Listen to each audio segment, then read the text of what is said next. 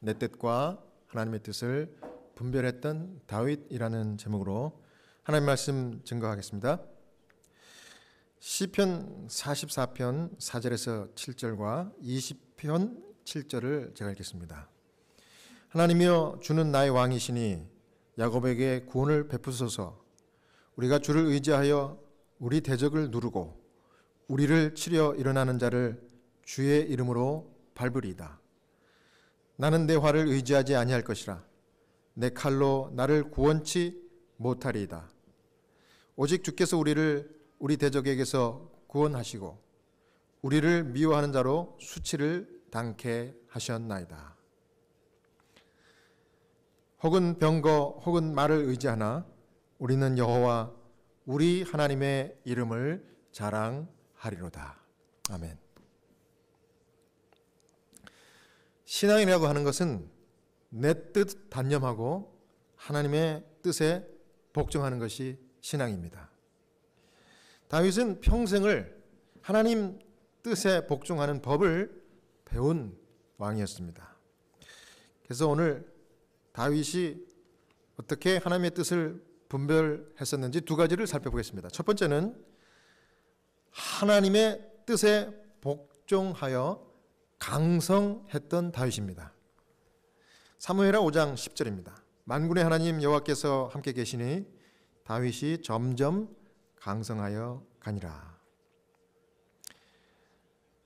하나님과 함께 했더니 다윗이 하는 일마다 성공했습니다. 성경은 다윗이 강성하여 갔다, 그렇게 기록하고 있습니다. 사무엘하 5장 6절과 7절을 봅니다. 왕과 그 종자들이 예루살렘으로 가서 그 땅 거민 여부스 사람을 치려하며 다윗이 시온 산성을 빼앗았으니 이는 다윗성이더라. 이 다윗이 헤브론에서 이스라엘 장로들로부터 기름 부음을 받고 왕이 된 후에 이제 수도를 정하려고 장소를 물색했습니다. 헤브론에서 20마일 떨어진 곳이 아주 좋은 곳이었습니다. 그래서 그곳을 선택했는데 요새였어요. 그 이름이 무엇이었는가 하면 그 지명의 이름이 살렘이었습니다. 살렘. 근데 이 살렘 하면 여러분 창세기에 누가 떠오릅니까? 살렘 왕 누구? 멜기세덱. 그렇죠? 이 다윗이 왕 위에 오르기 800년 전에 이 지극히 높으신 하나님의 제사장 멜기세덱의 집이 있었던 곳이 바로 살렘이었습니다. 근데 바로 이곳이 다윗이 수도로 삼고 싶었던 아주 좋은 지정학적인 요새였습니다. 근데 그 지역의 이름이 살렘이었어요. 그런데 이곳은 이 이스라엘 나라의 정중앙에 위치해 있고요. 그리고 또 높은 지대에 있었기 때문에 아주 좋은 요지입니다. 그리고 산들이 또 주변에 둘러싸여 있어서 참 이 이스라엘의 이 수도로 정하기에는 안성맞춤이었습니다. 그리고 이것이 베냐민과 유다 지파의 변경에 있었기 때문에 또 에브라임의 접근에 있었기 때문에 다른 지파와 소통이 아주 잘 되는 정말 지정학적으로도 너무 좋은 곳이었어요. 그래서 다윗이 그곳을 지정할 수밖에 없었어요. 수도로. 그런데 거기에 누가 살고 있는 겁니까? 가나안 족속들이 살고 있기 때문에 수도로 정하려면 그 족속들을 물리쳐야 돼요. 내보내야 됩니다. 그래서 그곳이 이제 시온산이었고 모리아산입니다. 근데 거기에 이제 어떤 가나안 족속이 있었는가 하면은 여부스 족속입니다. 그래서 그 지역을 여부스라고 그렇게 부르기도 했습니다. 그런데 이 여부스, 이 요새는 난공불락의 요새. 그래서 이 사람들이 이 다윗이 그렇게 수도로 정하려고 하는 그 계획을 듣고 자기들을 이제 몰아낼 거라는 소식을 들었습니다. 근데 그 소식을 듣고 콧방귀도 안 꼈어요. 왜 그랬을까요? 난공불락이라고 굳게 믿고 있었기 때문에. 그래서 여기 비아냥거리면서 뭐라고 그랬는가 하면 사무엘하 5장 6절 중간 부분에 이렇게 얘기했습니다. 이 여부수 사람들이 그 사람들이 다윗에게 말하여 가로되 네가 이리로 들어오지 못하리라. 소경과 절뚝발이라도 너를 물리치리라 하니 저희 생각에는 다윗이 이리로 들어오지 못하리라 함이나. 그렇게 얘기합니다. 그러니까 우리 편에 있는 소경과 절름발이라도 너네들이 오면 다 물리칠 정도로 우리는 난공불락에 있어. 이렇게 얘기한 겁니다. 그러면서 아주 우습게 생각했어요. 그런데 5장 7절에 어떤 일이 벌어졌어요? 다윗이 그 얘기를 듣고 분노했겠죠.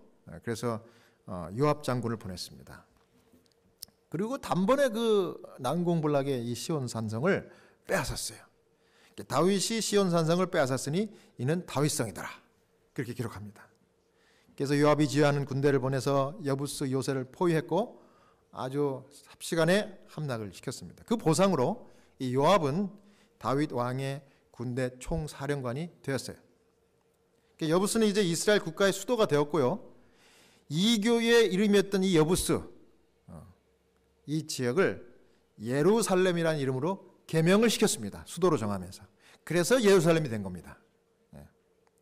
하나님을 철저히 복종했던 이 다윗은 나라를 세우기 위해서 그가 계획하고 하는 일마다 하나님이 복을 주셨어요. 하나님이 복을 정말 넘치도록 부어주셨습니다. 방해와 비웃음, 이 여부수 족속들이 이 비아냥거리는 이 조롱 속에서도 하나님 뜻에 복종했던 다윗은 그 하는 일을 멈출 수 있는 사람이 그 주변에는 아무도 없었습니다. 그런 일이 벌어진 겁니다. 다윗과 같이 여러분도 오늘 이 구정 명절을 며칠 전에 맞이한 이 새해 벽두에 정말 하나님의 뜻에 다윗과 같이 늘 복종하며 여러분들이 하시는 일마다 만사 형통하는 형통의 복, 그런 복이 여러분들에게 임하시기를 소원합니다. 이 소문이 퍼지니까 이 다윗 왕의 소문이 퍼졌겠죠.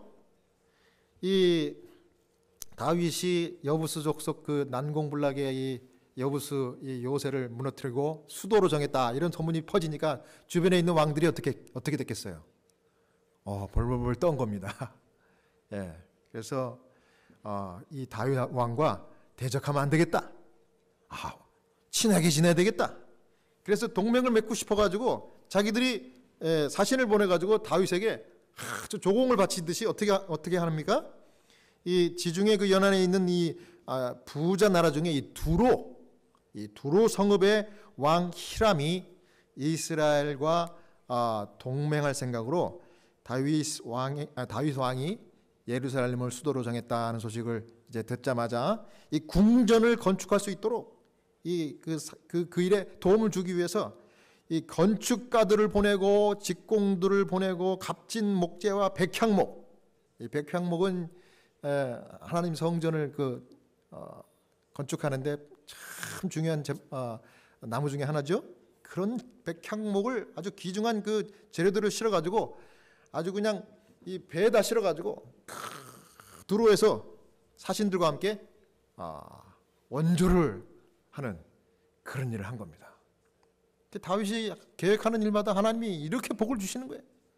가만히 앉아 있어도 사람들이 왕들이 와가지고 이 두로 왕이 와가지고 이렇게 서포트를 해준 겁니다. 예루살렘이 그렇게 궁전이 처음에 지어진 겁니다. 그래서 여기 사무엘하 5장 11절에 두로 왕 히람이 다윗에게 사자들과 백향목과 목소와 석수를 보내매 저희가 다윗을 위하여 집을 지으니. 그 다음 12절에 다윗이 여호와께서 자기를 세우사 이스라엘 왕을 삼으신 것과 그 백성 이스라엘을 위하여 나라를 높이신 것을 아니라. 저는 이 11절과 12절을 읽으면서 큰 감동이 오더라고요. 여러분, 다윗의 입장에서 한번 생각해 보십시오. 다윗이 정말 하나님 앞에 겸손한 왕이었다는 사실이 여기서 잘 드러나는 겁니다. 예? 여러분 생각해 보세요. 전쟁에서 승리했어요. 난공불락의 성을 무너뜨리고 수도를 정했어요. 그러니까 백성들이 분위기가 어떻게 됐겠습니까? 아주 그냥 그 사기가 충천하고 고조됐겠죠. 예, 이 한나라의 왕이 칭송을 받았겠죠. 정말 훌륭한 왕이다. 그러면서 박수갈채를 받았을 겁니다. 그리고 주변 나라도 이 소문을 듣자마자 그냥 넙죽 엎드려서 이제 궁전을 건축할 자재들과 그 목수들과 이 필요한 것들을 다 보내주고 말이죠. 이 정도 되면 이 다윗의 입장에서 그 마음은 어떨까요? 역시 내가 똑똑해. 내가 다른 왕보다 사울 왕보다 역시 훌륭해. 이렇게 생각할 수 있지 않겠어요? 자기가 똑똑하고 훌륭해서 자기가 정말 능력 있는 왕이기 때문에 이렇게 생각할 수 있는데 다윗은 그렇게 하지 않냐고 12절에 뭐라 합니까? 다윗이 여호와께서 자기를 세우사 이스라엘 왕을 삼으셨다. 자기가 왕된 게 여호와께서 세우셨다는 것을 잊지 않았어요. 내가 내 스스로 왕된 게 아니라 하나님이 나를 왕 삼아 주신 거야. 그 다음에 그 백성 이스라엘을 위하여 나라를 높이신 것이다. 하나님이 나를 통해서 이 나라를 높인 거지 내가 한 게 아니라는 사실을 겸손하게 인정한 것입니다. 그러니까 하나님께 납작 엎드린 거예요. 다윗이 그렇게 승승장구할 때 여러분 여기서 우리가 배울 메시지는요. 우리도 다윗과 같이 우리의 삶 가운데 일어나는 모든 좋은 것들, 모든 공을 우리 여호와 하나님께 돌리는 그런 겸손한 주님의 종들이 다 돼야 마땅할 것입니다. 이렇게 성공적으로 여러분 생각해 보십시오. 여러분 한 분 한 분이 이민 생활을 잘 하고 계시는 거예요. 여러분 이민 생활 쉽지 않잖아요. 근데 지금까지 살아오신 거 여러분 훌륭한 겁니다. 여러분 고생 많이 하셨지만 여러분 이민 생활 성공한 거예요. 참 잘하신 거예요. 근데 그 성공이 누구 때문에 그렇게 된 거예요? 하나님께서 그렇게 하신 거예요. 하나님이 여러분들을 이곳에 보내신 것이고 하나님이 여기서 여러 우여곡절 끝에 고난을 통과하게 하시고 여러분들을 강하게 만들어 주시고 이와 같이 설 수 있도록 하나님이 인도하신 거예요. 그리고 세계에서 제일 살기 좋은 미국, 이걸 이민 생활의 이 공을 하나님께로 돌려야 마땅한 것입니다. 여러분의 건강, 여러분들이 건강을 잘 관리하고 유지해서 그렇게 한 거라고 착각하지 마시고 하나님이 건강을 붙들어 주신 거예요.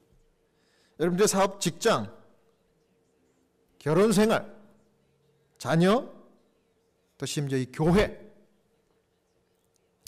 요즘같이 코로나 시대 때 이 교회를 유지하기도 벅찹니다. 지금 이 캘리포니아에는 제가 신문을 보니까 지난 코로나 3년 동안 문 닫은 교회가 200교회가 넘대요. 한인교회가. 유지가 안 돼가지고. 그런데 여러분 이 교회를 붙들고 매 안식일마다 하나님께 우리가 예배할 수 있다는 게 얼마나 하나님 감사합니까? 여러분 왜 우리가 이렇게 할 수 있어요? 우리가 잘나서 그런 거 아닙니다. 하나님이 붙들어 주신 겁니다. 하나님이. 여러분 믿습니까? 그러니까 여러분 감사한 마음으로 사람들 조금 모였다 그래서 실망하지 말고 여러분 한 분이 일당 100입니다. 너무나 소중해요. 하나님 그렇게 보실 거예요. 그러니 여러분 믿음으로 계속해서 하나님 전에 오셔서 이와 같이 경배하고 하나님께 영광, 모든 공을 주님께 들으시는 여러분 되시기를 간절히 바랍니다. 그 다음 두 번째로 다윗이 어떤 왕이었습니까? 자기의 뜻을 단념하고 겸손했던 다윗이었습니다. 자, 사무엘하 5장 18절을 봅니다. 블레셋 사람이 이미 이르러 르바임 골짜기에 편만한지라. 여러분 다윗이 왕으로 등극한 지 초창기에 승승장구했죠. 수도도 세우고 궁궐도 이웃나라 부자나라의 원조를 받아가지고 목수까지 도움받아가지고 잘 지었어요. 그런데 여러분 마른 땅에 뭡니까? 굳은 땅에 비 옵니다. 그러니까 여러분 삶 가운데 참 잘 된다고 너무 좋아하고 자랑하지 마세요. 그 뒤에는 반드시 뭐가 와요? 또 고난이 또 올 수 있습니다. 그게 우리의 삶입니다. 다윗에게도 그런 일이 벌어졌어요. 다윗이 예루살렘 성을 수도로 만들고 두로와 히람과 동맹을 맺고 이렇게 승승장구하니까 시기 질투하는 사람들이 있었어요. 여러분 반드시 시기 질투를 받는 것입니다. 여러분 사람이 잘 되면 그 사람의 시기 질투를 받게 돼요. 다른 사람들의. 누가 시기 질투했을까요? 블레셋이 시기 질투했습니다. 또 자극도 받았어요. 야, 이거 다윗이 점점 커지는구나. 이거 처음부터 이 싹을 잘라버려야 되겠다. 그래가지고 이 블레셋이 사람들을 모아가지고 이스라엘을 쳐들어왔습니다. 위기입니까? 네, 갑자기 위기가 닥쳤어요. 다윗이 어떻게 했습니까? 이 위기 앞에. 다윗이 훌륭한 점은 다윗이 위기 앞에 하나님의 뜻을 찾기 위해서 기도하는 겸손의 그런 모습을 보여줬다는 것입니다. 위기 앞에 기도하는 겸손한 왕 다윗 훌륭합니까? 사무엘하 5장 19절입니다. 다윗이 여호와께 물어 가로되 내가 블레셋 사람에게로 올라가리이까? 여호와께서 저희를 내 손에 붙이시겠나이까? 여호와께서 다윗에게 말씀하시되 올라가라. 내가 단정코 블레셋 사람을 내 손에 붙이리라 하신지라. 다윗이 기도했어요.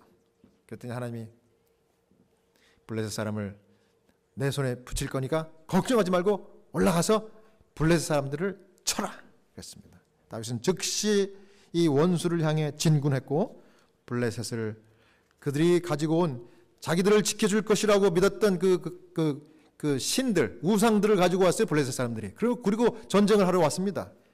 그래서 그들을 물리치고 그 수호신들을 다 빼앗아 버렸습니다.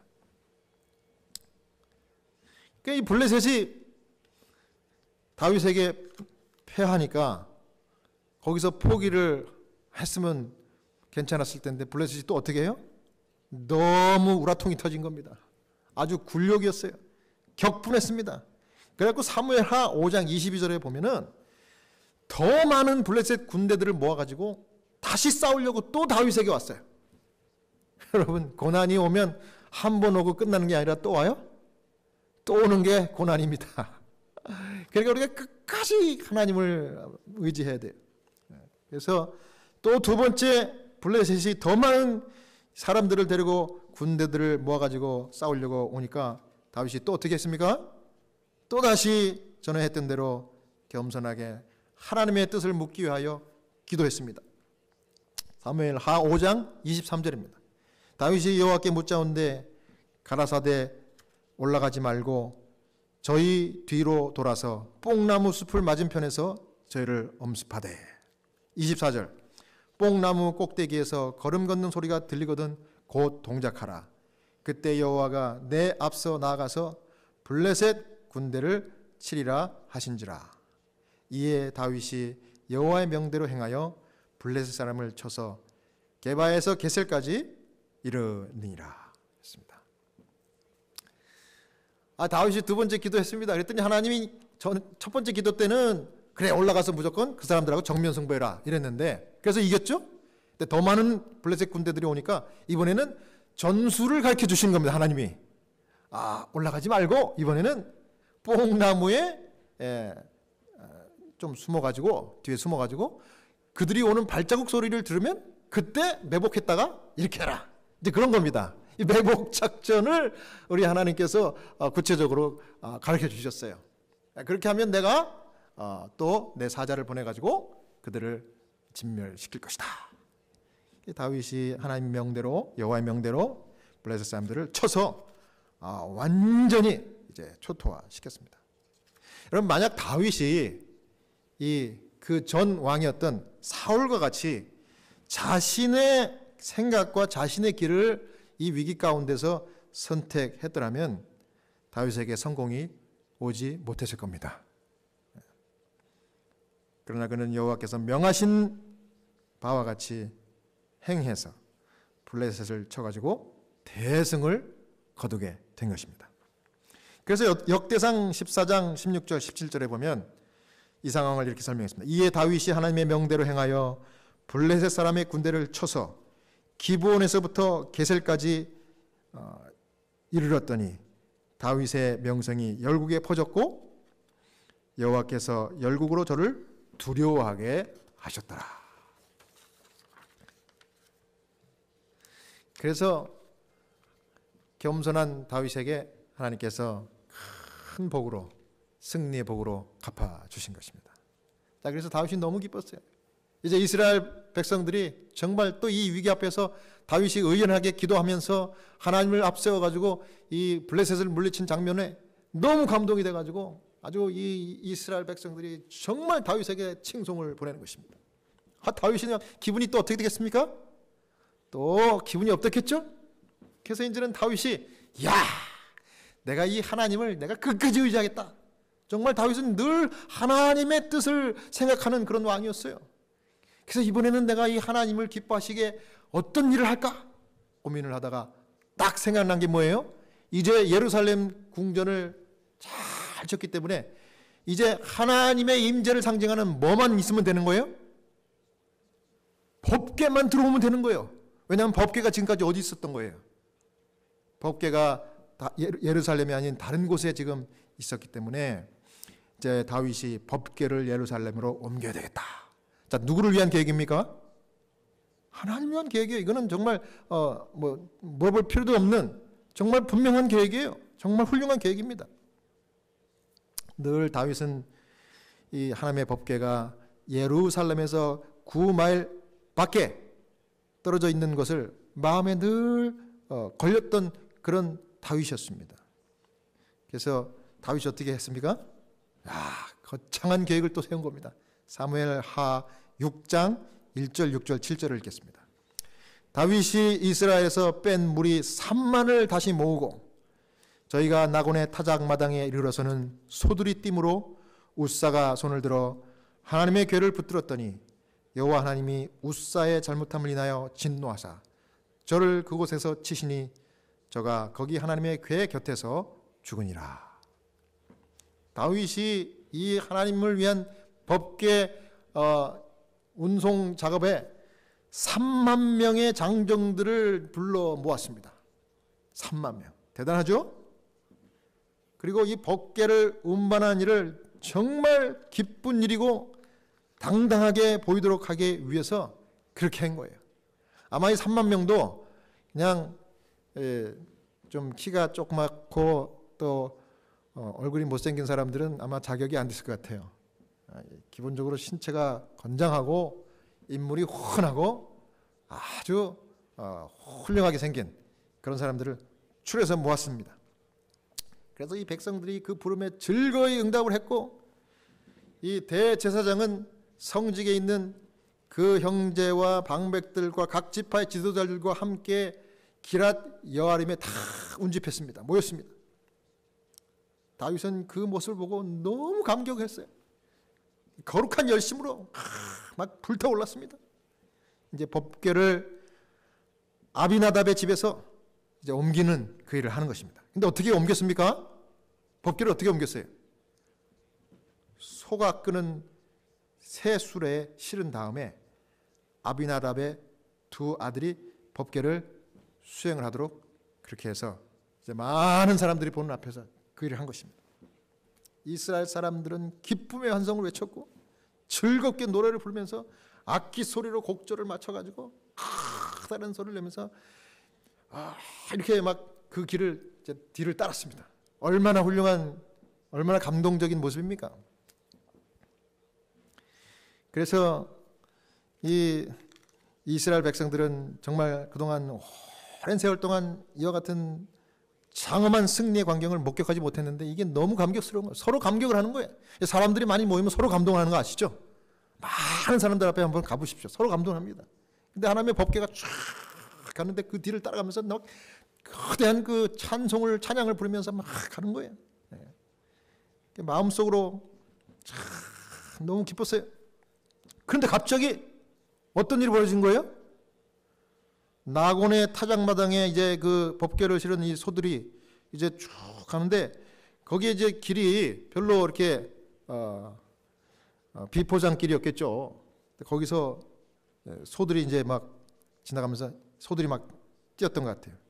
그랬더니 웃사가, 그 옆에 있던 웃사가 손을 들어서 하나님의 법궤가 떨어질까 봐 이거를 붙들었는데 여호와 하나님이 웃사의 경솔함을 인하여 진노하사, 사무엘하 6장 6절 7절에 저를 그곳에서 치시니 저가 거기 하나님의 궤 곁에서 죽으니라. 이게 무슨 일입니까? 갑자기 기뻐하던 군중들에게 공포가 밀려왔어요. 공포가. 다윗도 깜짝 놀라 당황했습니다. 그리고 마음속으로 다윗이 하나님의 공의를 의심했습니다. 왜?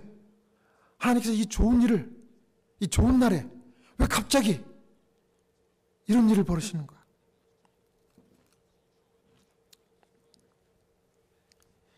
그는 법궤를 하나님의 임재의 상징으로 영원롭게 하려고 노력했는데 왜 나의 이 순수한 마음을 하나님은 이렇게 저버리시는 것일까? 왜 무서운 형벌을 내서 이 기쁜 날에 슬픔과 애통의 시간으로 이렇게 하나님께서 저주를 내리시는가? 이런 생각을 다윗이 했어요. 다윗과 그 백성들이 성스러운 이 사업을 수행하기 위해서 즐겁고 자원하는 마음으로 그 일에 종사했음에도 불구하고 우리 하나님께서는 그 봉사를 받으실 수가 없었어요. 왜 받으실 수가 없었습니까? 그 이유는 한 가지입니다. 하나님께서 명령하신 그 명령과 일치하게 그 일이 이루어지지 않았기 때문에. 하나님께서 법궤를 옮길 때는 민수기에 분명히 그렇게 말씀해 주셨어요. 누가 법궤를 메고 누가 법궤를 덮고, 이게 다 하나님께서 이 다 구체적인 방법을 알려주셨는데 그걸 일절 다 무시하고, 그러나 정성을 다해서 자원하는 마음으로 순수한 믿음으로 따내는 최선을 다했는데 하나님 보시기에 이것은 하나님의 말씀과 완전히 어긋나는 것이었습니다. 여러분, 내 뜻과 하나님의 뜻이 틀릴 때는 내 뜻을 단념하는 것이 믿음인 줄로 믿습니다.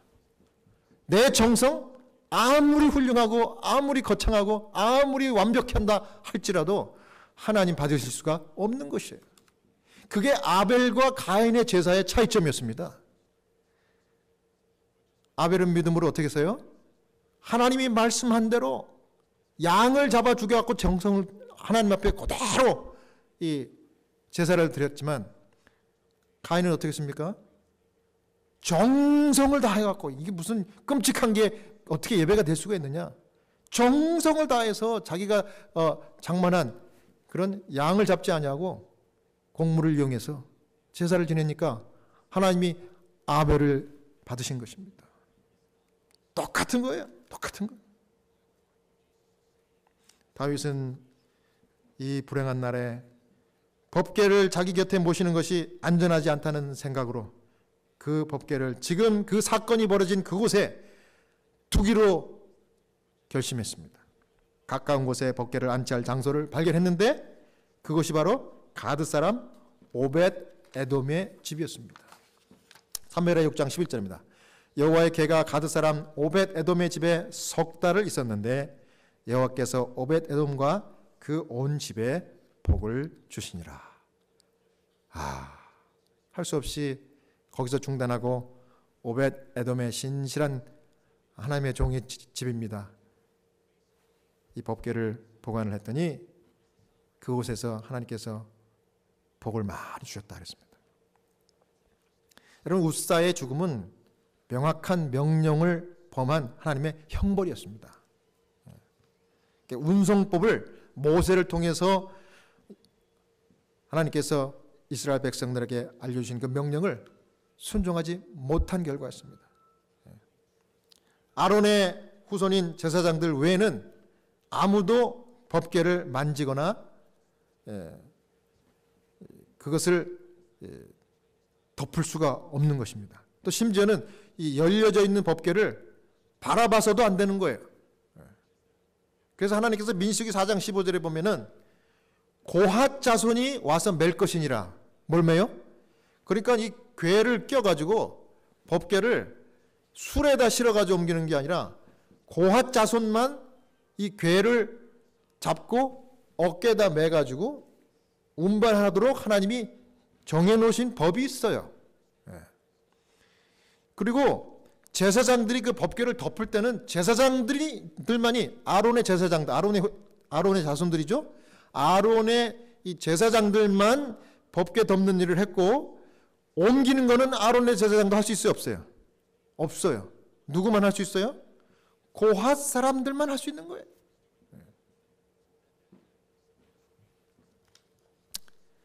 여러분, 승리 뒤에 법궤 사건을 통해서 다윗은 깨달았어요. 내가 교만했구나. 내가 내 뜻을 고집했구나. 하나님의 말씀을 내가 이 경홀히 내가 생각을 했구나. 그래서 자기 자신의 뜻을 다 내려놨습니다. 정확히 석 달 뒤에 다윗은 이제 다시 법궤 운송 작전을 펼쳤습니다. 전혀 다른 방법. 사무엘하 6장 1절에서 14절 그 중에 몇 부분을 제가 읽겠습니다. 다윗이 가서 하나님의 궤를 기쁨으로 메고 오벳 에돔의 집에서 다윗성으로 올라갈새 여호와의 궤를 맨 사람들이 6걸음을 행하며 다윗이 소와 살찐 것으로 제사를 드리고 여호와 앞에서 힘을 다하여 춤을 추는데 때에 배 에봇을 입었더라. 이 장면을 부조화 선지자 706페이지는 이렇게 얘기했습니다. 석 달 후에 다윗은 다시 법궤를 옮기기로 결심하고 이번에는 여호와의 명을 일일이 세심하게 수행하기 위하여 몹시 주의를 기울였다. 다시 국민의 지도자들이 소집되었고 큰 무리가 가드 사람의 집 주위에 모였다. 이제 거룩히 임명된 자들이 법궤를 경건하게 주의를 기울여 저들의 어깨에 메었고 군중들은 대열에 들어가 떨리는 마음으로 큰 행진을 다시 시작했다. 6걸음 걸은 후에 나팔을 불어 행진을 멈추게 했다. 그리고는 다윗의 지시에 따라 소와 살찐 것으로 제사를 드려야 했다. 이제 기쁨이 떨림과 두려움을 대신했다. 다윗은 군주의 예복을 벗고 제사장들의 입은 것과 같은 수수한 세마포 에봇을 입었다. 그는 이 일로 그가 제사장의 직능을 받았음을 의미하지 않았다. 왜냐하면 때때로 제사장 외에 다른 사람들도 에봇을 입었기 때문이다. 그리고 이 거룩한 예식에서 그는 하나님 앞에 자기의 신하들과 함께 낮은 자리에 있고자 하였다. 그날에 여호와께서 경배를 받으셔야 하셨고 그분이 경배의 유일한 대상이 되셔야 하였다. 여러분, 다윗이 철저하게 깨달았습니다. 어느 순간도 내 뜻과 내 자신을 높여서는 안 되겠다. 하나님만을 높여야 되겠다. 내가 하나님 앞에 왕처럼 왕의 옷을 입는 것도 너무 옳지 않다. 그래서 두 번째 법궤 운송 작전에서는 다윗이 말씀을 세심하게 살펴보고 그것대로 면밀하게 따져서 준비하고 백성들도 기쁨과 떨림과 두려움을 이것을 두려움과 떨림으로 경외함으로 그렇게 이 일에 순종했다는 것입니다. 다윗이 군주의 예복을 벗고 왕의 옷을 벗고 이 세마포 에봇을 입었다는 것도 그의 겸손을 나타내는 겁니다. 그러니까 하나님 앞에 신하들과 함께 완전히 낮은 포복 이렇게 하면서 6걸음마다 소와 살찐 것을 제사드리면서 그렇게 이 법궤를 옮겼습니다. 하나님이 받으셨습니까? 하나님이 받으셨습니다. 하나님의 말씀대로 하나님의 뜻을 따르는 이들의 마음을 완전히 하나님께서 받아주신 것입니다. 다윗은 그의 심중에 하려던 사업을 수행함으로 그의 이름이 영예롭게 되고 나라의 영광이 될 것을 알았지만은 자기의 뜻을 하나님 뜻에 복종시켰습니다. 여러분 훌륭합니까? 네. 이 일을 하면 백성들이 여론이 좋고 나에게 칭송을 돌릴 것이라는 것을 알았지만은 절대 그것을 자기 것으로 취하지 않고 모든 것을 하나님의 뜻에 복종시키는 그런 선택을 했습니다. 이와 같이 감사하는 마음으로 단념하는 일이 그리스도인 중에서까지도 매우 드물게 보인다. 부조화 선지자는 그렇게 이야기하고 있습니다. 여러분, 우리가 하나님을 위해서 하나님의 뜻이라면 복종도 해야 되지만은 하나님의 뜻이 아니고 이것이 내 뜻이라고 생각이 될 때는 내 뜻을 단념도 해야 되는 것을 여러분 믿으시기 바랍니다. 그래서 내가 해야지, 나만이 할 수 있어, 나 때문에, 이런 교만한 생각은 다 내려놔야 하는 것입니다. 오직 하나님, 그분만이 영광 받으시고 그분께서 원하시면은 나 말고도 다른 사람을 또 쓰실 수도 있다. 이런 믿음과 여유를 가져야 하는 것입니다. 오늘 저도 읽었던 본문에서 보듯이 다윗의 노래가 참 얼마나 감동적인지 몰라요. 처음부터 끝까지 그의 백성에게 여호와께서 그들의 능력이 되셨고 구원자라는 이 사상이 그 안에 잘 깔려 있습니다. 만약에 다윗이 살아 있어서 이 자리에 여러분과 저에게 함께 예배를 드리고 있다 그러면 예배 마치고 어떤 얘기를 할까요? 야, 내가 말이지 어쩌고 저쩌고 내가 그런 이야기를 하지 않고 다윗은 반드시 그렇게 얘기할 겁니다. 그 모든 것이 뭐라고요? 하나님 때문에. 하나님이 나를 그렇게 만들으셨고 하나님이 나를 그때 쓰셨고 하나님께서 그 일을 나를 통해서 하신 것이지 내가 잘나서 그렇게 한 것이 아닙니다. 그 말밖에 안 할 거예요. 네. 여러분, 다윗에게서 배워야 합니다. 다윗과 같이 여러분도 자기 뜻과 교만 내려놓고 단념해서 오직 하나님의 뜻을 따라 늘 예배하고 영광을 돌리는 아름다운 하나님의 자녀들이 다 되시길 바라면서 오늘 말씀을 마치겠습니다.